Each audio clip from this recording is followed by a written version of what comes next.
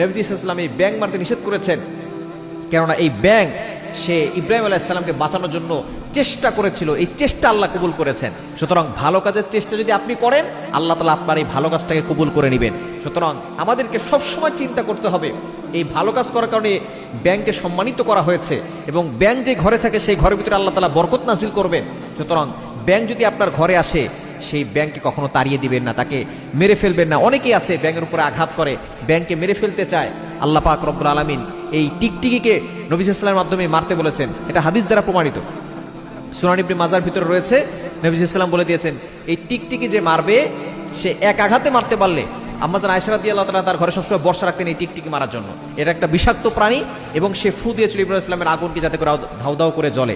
আর ব্যাঙ সে বাঁচানোর চেষ্টা করেছিল। সুতরাং ব্যাঙ ঘরে আসলে তাকে তাড়িয়ে দিবেন না, তাকে সে থাকুক, এবং সে যদি নিজের ইচ্ছা চলে যায় তাহলে সে চলে যাবে। সে যতক্ষণ থাকবে আপনার ঘরে আল্লাহ তাআলা